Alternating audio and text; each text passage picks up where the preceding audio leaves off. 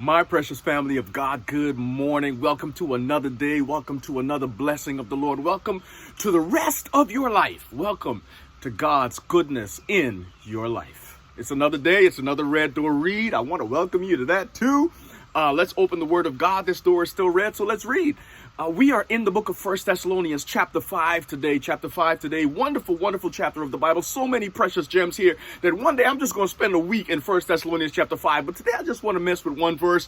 But the whole chapter is awesome. The Apostle Paul is writing to the Thessalonian church, a church he loved very much, a church he founded early in his ministry. And Paul was worried after leaving them that they would stay in the faith, that, gremlins wouldn't grow up, man, and mess with their faith. Bad things wouldn't grow up in the soil of their faith. So he sends Timothy back to them, and Timothy comes back and he says, listen, they're standing strong, Paul. They're doing well in the faith. They got some issues, but they're doing well.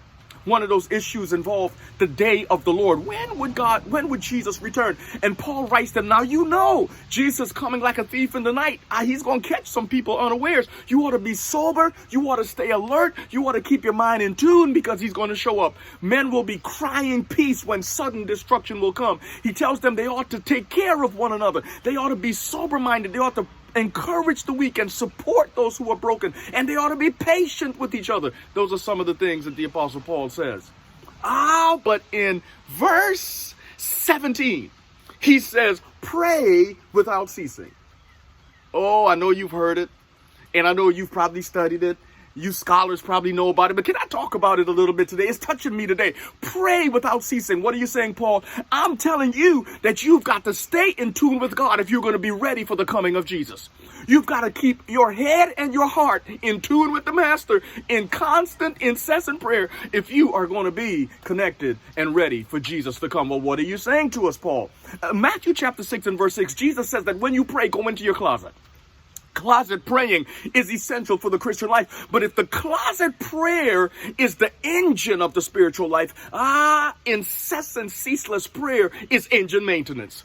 You got to maintain that walk with God. I'm telling you, the power that you derive in your prayer room, in your war room, in your prayer closet with God is maintained by incessant connection to God. What is Paul saying? It's not about the customs. You don't have to bow your head. You don't have to get down on your knees. You don't have to have a special place. Incessant prayer allows you complete access to God. It's not about the conventions. It's about the communion. It's not about the customs. It's about the consistency of praying with God. It's not about the trappings of prayer. It's about the trusting God in prayer. Paul is saying to us this morning, if you want to be ready for Jesus to come, you got to plug into the power consistently all day long. I like the way one of my contemplative master prayers says it. He says we ought to practice the presence of God. He took God with him with every little thing he did. When he was working in his kitchen, when he was working in his job, wherever he was, he consistently kept in touch with God. You can pray without ceasing. If closet praying is the engine, you need engine maintenance. That's incessant praying. Don't worry about a place. A Christian ought never be caught in a place where they can't pray. A Christian always prays, because to pray is to be ready. To pray is to be sustained. To pray is to be empowered. To pray is to be connected with God. And that should never cease. It should know no time nor place.